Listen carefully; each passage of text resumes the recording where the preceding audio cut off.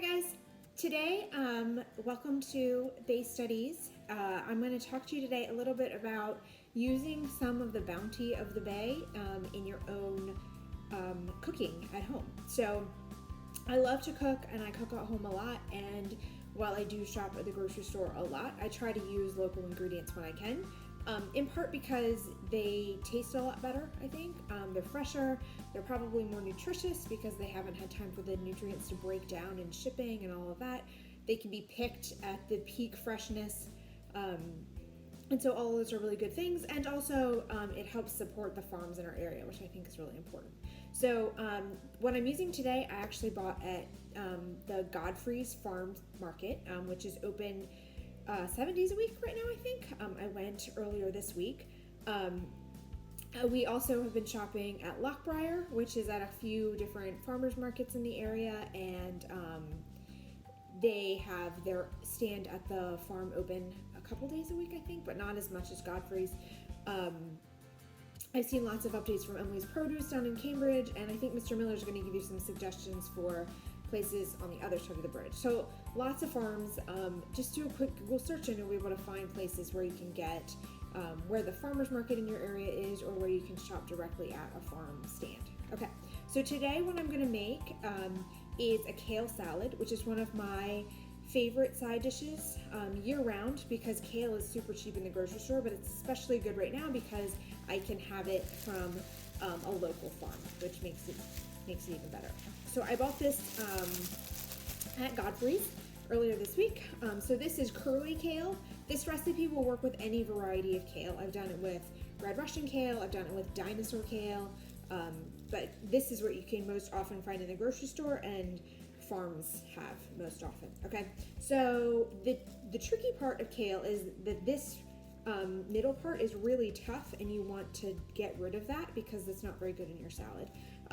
So I usually pull off the couple at the bottom and then just put my fingers right here, and don't squeeze too much, but this hand just hold on to it, and this one just kind of pull the green leaves off of the center stem. Okay, this you could save maybe for stock or something. I usually just toss it in our compost bin. Right? And then once you have the leaves off, they're going to be long strings, so I just pull them apart with my hands into bite-sized-ish pieces. Okay? So just going to do a couple stalks like that.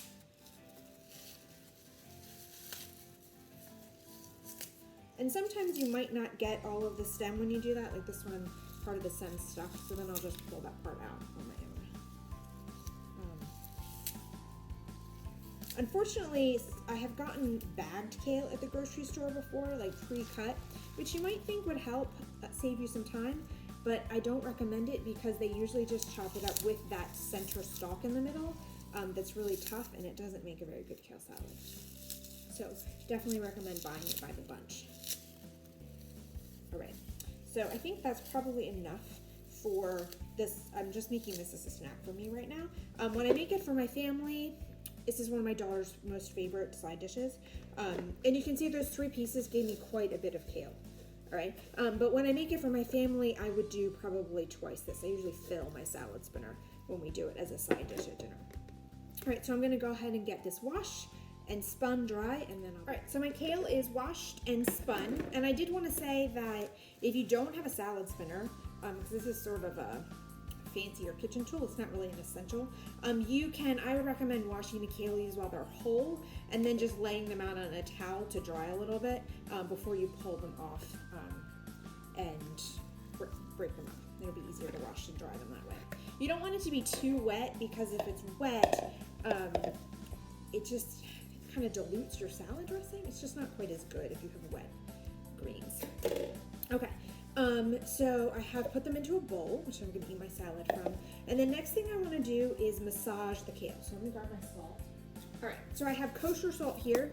That is what I tend to use because it's a little coarser. If you have sea salt, or even if you have table salt, it will work. I've made it at my mother-in-law's house with just plain old salt, and it works fine. So I just drizzled just a little bit of olive oil on there, and now I'm going to do a small pinch of salt. Okay. And what we're going to do, so kale I feel like it has not a great reputation for being like a really coarse green, which it is, but it's kind of one of the reasons I like it because it holds up really well to dressing. And I can make a batch of kale salad and stick it in the fridge, and it's great the next day for lunch.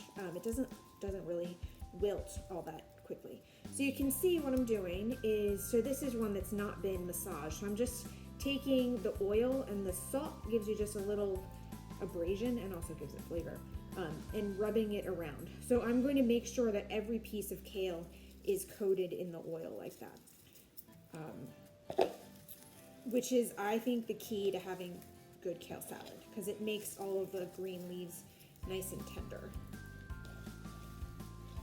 And it takes a little bit of time, but not too much.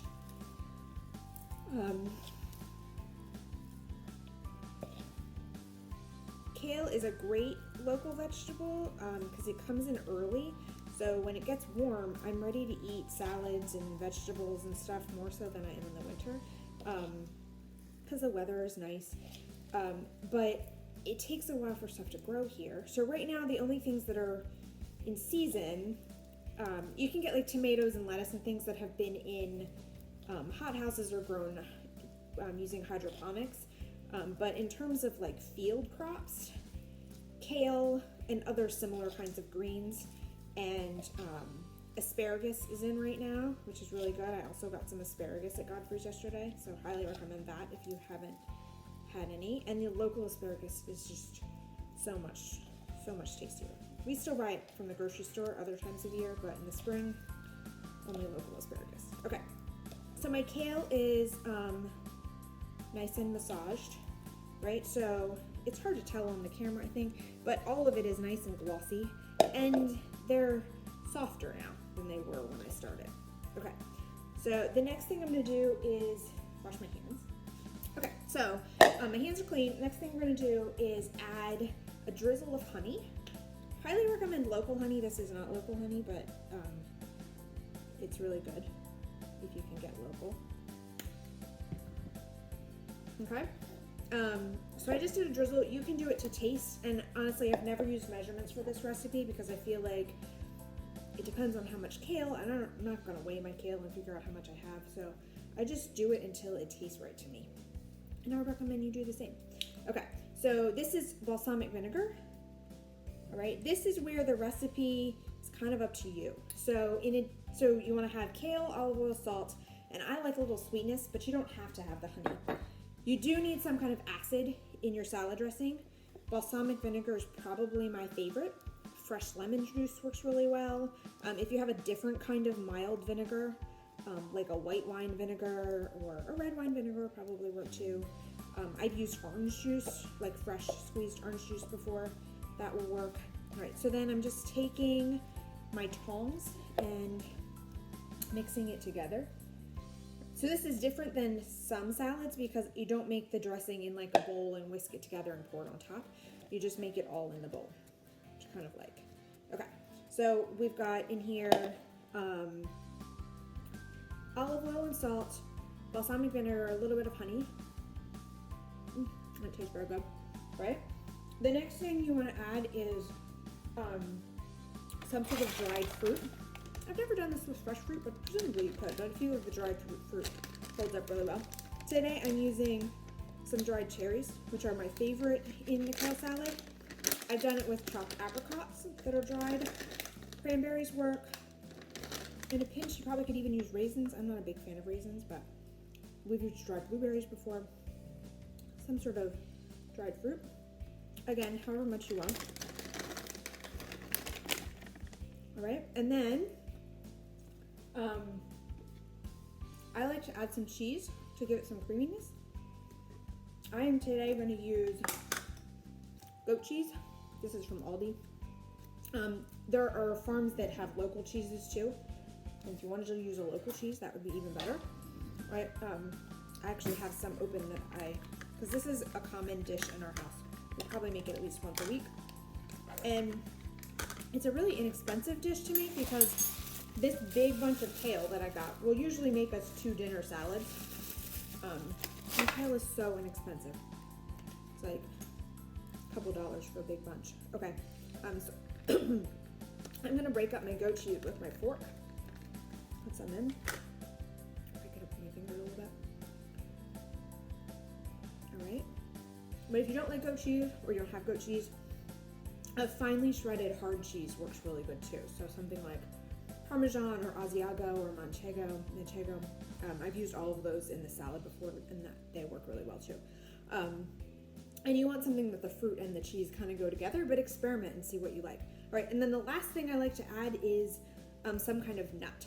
So I've done pine nuts before. I've done like chopped walnuts or pecans. Today I'm going to use some sliced almonds. All right, I grabbed my nuts from the toaster oven, and I would say that you have to be careful toasting nuts. So you want them to get a slightly golden color on them, but I feel like they always seem to go from slightly golden to burnt in like 10 seconds or less. So you don't want to go too far. And actually, if you've never toasted nuts before, or if you don't have a toaster oven, doing them in a dry pan, so just a small skillet or frying pan or whatever on the stove, nothing in it but the nuts, and just shake them occasionally is a really good way to start when you're toasting nuts, because you can see as soon as they start to turn brown and pull them off. Right, and remember, they're going to keep getting more brown even after you pull them off because the pan is still hot. So just be careful to not burn your nuts, because that's not very good. All right, so I'm going to use my tongs, toss it together a little bit, and get myself a helping. I'm having a late lunch today, and everybody else has already eaten, so this is what I'm having. Okay, and so here's my salad. It is delicious. I'm not going to eat in front of you on screen, but I'm very excited. I like to get a little bit of everything on my fork to try it, and I hope that you will give this a try, or a meal that you already are familiar with, but just think about how you can use things from a local farm instead of getting them from your grocery store. And I promise they will taste better too. So I'm gonna have my kale salad, and then maybe a few fresh strawberries, which I also got from Godfrey's. And I hope you guys have a good day.